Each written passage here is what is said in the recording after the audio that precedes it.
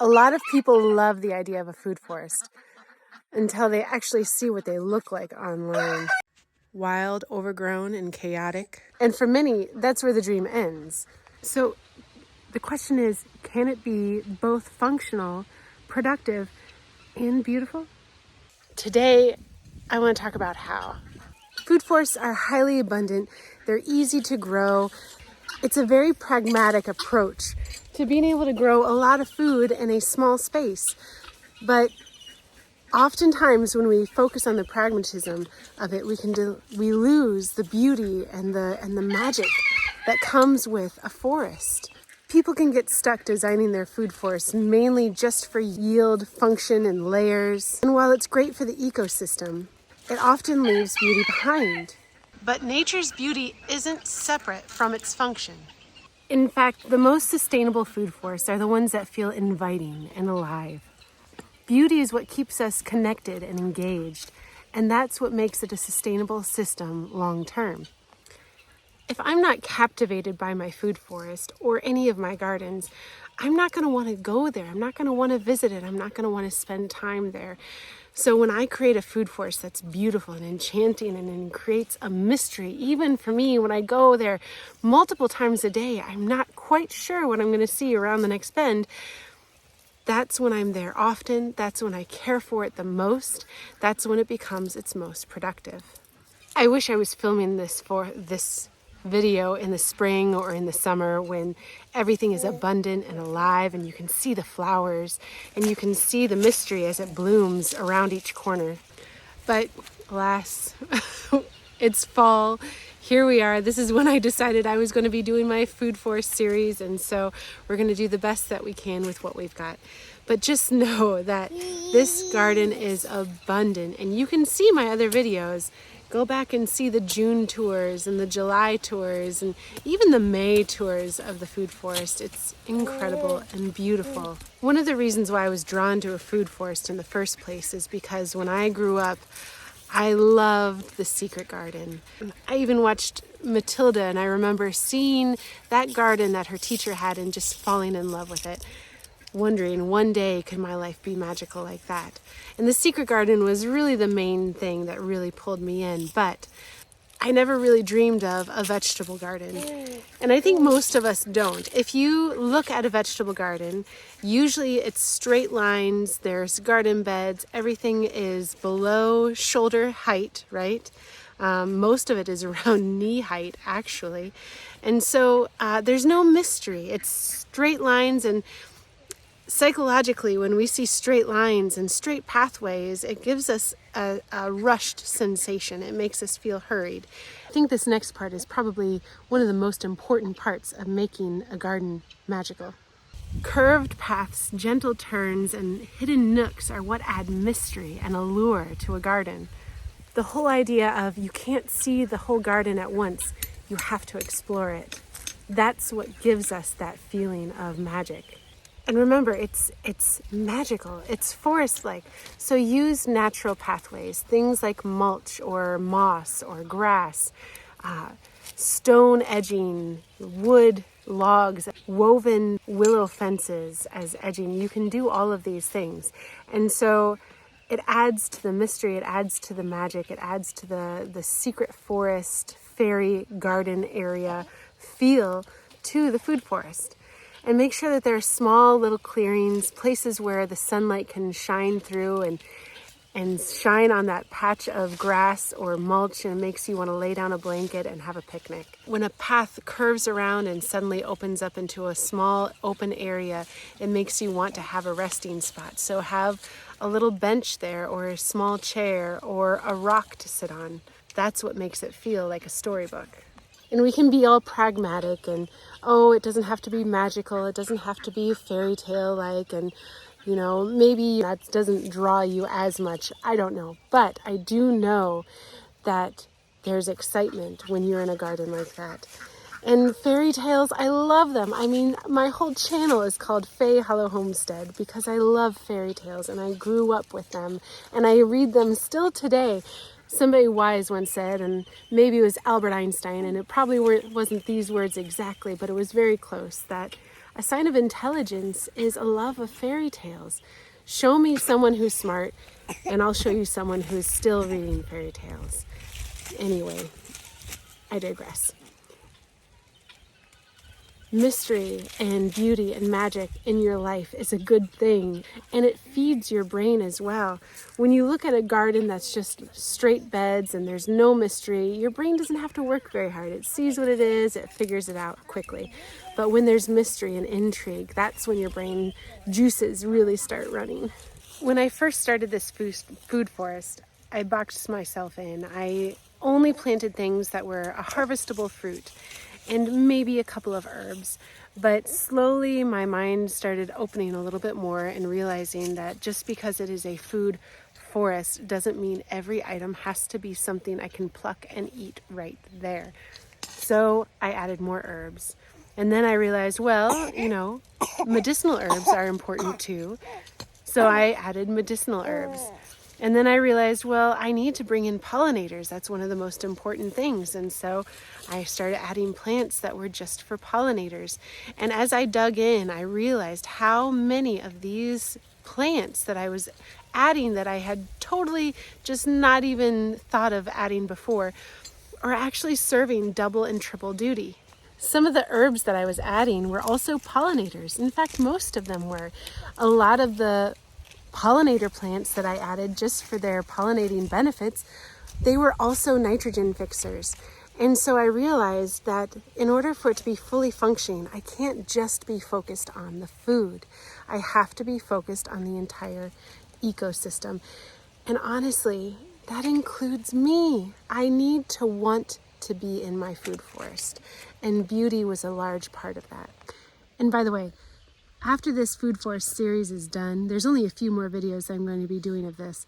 I'm going to do a whole series on apothecary herbs and things that I grow in my garden, and you can too, and how to harvest them correctly and how to use them medicinally so that you can grow your own home apothecary.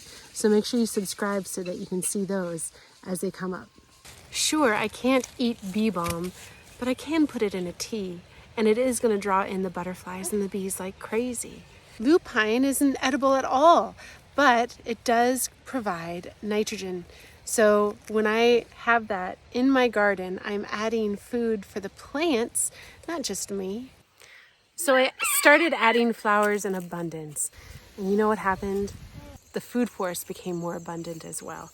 And that's because I was here and I was looking at them and I was gazing at them and enjoying my time here. And every time I was here, I would do something to help the food forest as well. You'd see something needing to be done and then you do it because you're there. So it helped me, it helped the food forest. It was very good. So things like asters and daisies and tulips and daffodils and phlox. So spring is gorgeous already. You're going to be out here and you're going to be excited because, it's the start of the season. You're not tired yet. But the thing that draws you in later in the season, the things like roses and maybe even hibiscus or things like that, it's invaluable. It's absolutely invaluable and so incredibly necessary. So when you're planting the flowers, plant what you love, but then also look for ones that are going to serve multi-purposes. Like, do they fix the soil? Are they nitrogen building? Are they pollinator friendly? Are they going to give you a good tea for the winter or make a good salve if you harvest the roots in the fall? Think about those things, and then you'll have a multi-purpose flower and a multi-purpose beauty in your food forest as well. So here's some quick ideas for what you can use for beautiful and functional as well. So for nitrogen fixers, you could put in Siberian pea shrub, you could put lupine, you could put clover. They're all very beautiful and they're pollinators as well. And so they're going to add to the soil, they're going to bring in the pollinators, and they're going to add beauty. Another thing that you can add, for pollinators, you can add things like calendula or bee balm or echinacea. And those are also going to be things that you can use for medicinal properties as well. For ground cover, you could do creeping thyme, Roman chamomile, strawberry. Those are all beautiful, and they also are medicinal or edible. And then vines, right? So even vines can be beautiful. I love the look of the hardy kiwi, and it grows so quickly and it covers so much. So if you want to have an arbor that's just shaded in mystery, that's a great one.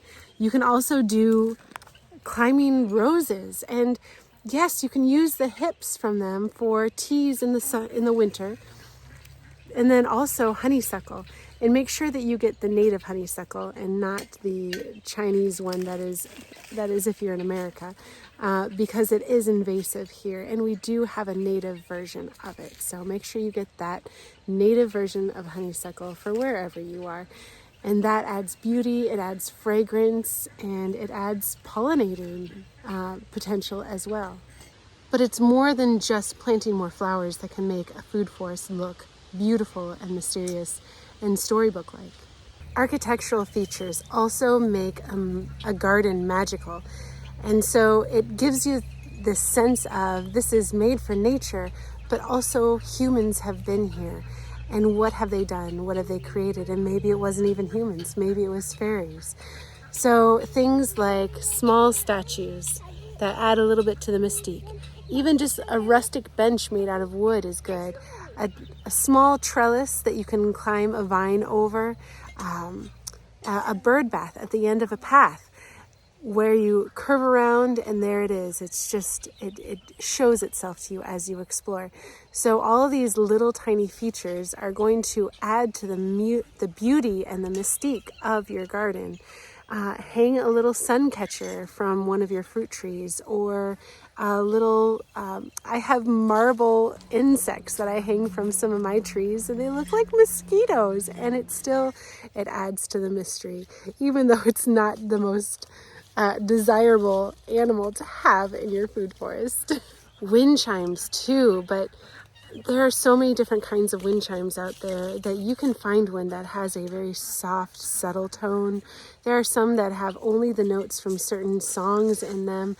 You can decide what kind of sound comes into your food forest.